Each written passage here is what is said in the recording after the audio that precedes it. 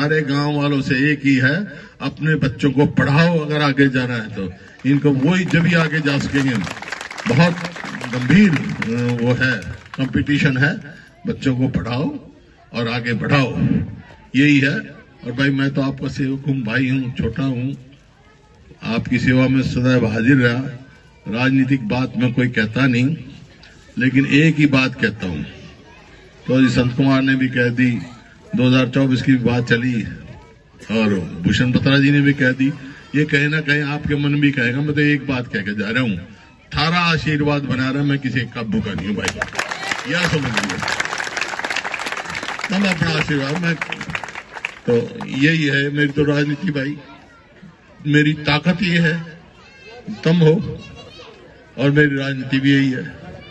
मैं और किसी का भूखा नहीं, थारे का भूखा हूं, थारी मर्जी जैसे करो कर लियो। इन्हीं शब्दों के साथ मैं बहुत बहुत शुभकामनाएं देता हूं उज्जवल भविष्य के लिए।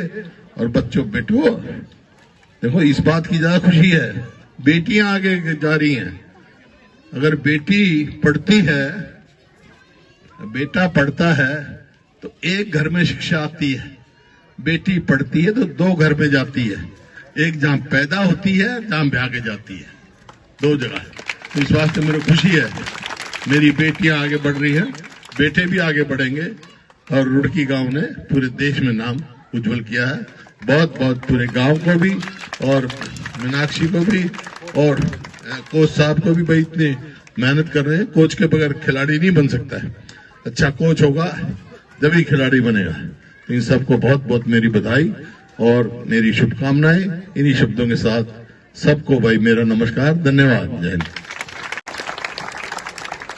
और मेरे को इस बात की भी खुशी है और तकलीफ भी है, जो भाई साहब ने कहा कि 2014 के बाद, हमारी सरकार जाने के बाद कोई यहाँ नहीं सुविधा दी, ना कोई किया। और ये यहाँ नहीं, मैं बहुत जगह स्टेडियम में गया हूँ, जो जिस हिसाब से स्टेडियम है उनसे मेंटेनेंस भी नहीं है। तो ये मेरे को तकलीफ भी है और खुशी इस बात की है कि गांव वालों ने स्वयं जो सहायता करी, जो करा, जैसे कोच साहब ने किया, इस बात की मेरी को खुशी है।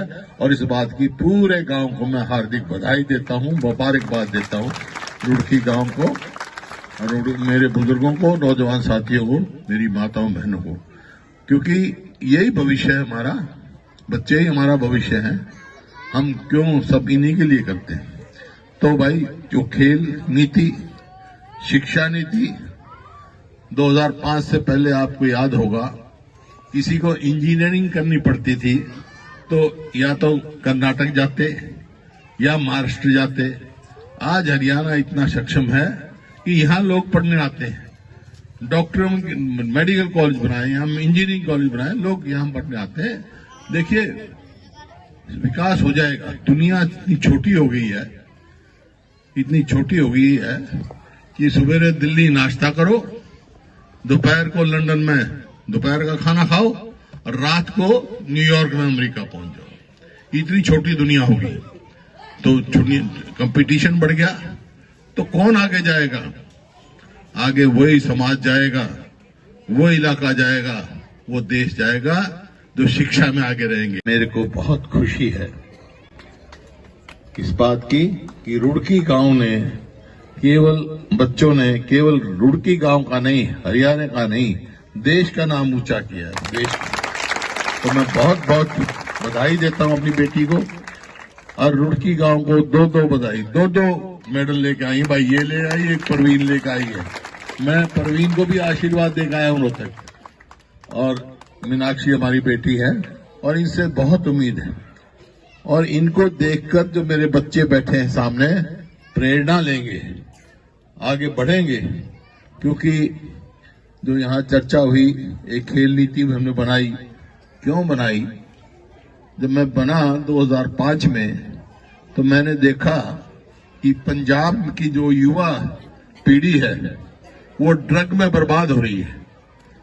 कितना हमारे से आगे था पंजाब प्रदेश हर खेल खिलाड़ियों में, लेकिन वहां को चिट्टा पिट्टा पता नहीं क्या क्या चल गया और युवा पीढ़ी को कल गया। अब युवा पीढ़ी को कैसे नशे से बचाया जाए, ये सोच थी हमारी। और उसी हिसाब से अपने बड़े बड़े गांवों में स्टेडियम बनाए, खेल नीति बनाई कि भाई पदक लाओ पद पाओ, सीधी नीति थी।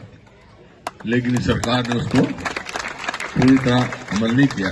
चले, मैं कोई राजनीतिक चर्चा नहीं करूंगा, आज तो सम्मान समारोह है। मेरे खुशी है और मैं चाहता हूं कि इस प्रकार से बच्चे प्रेरणा लें।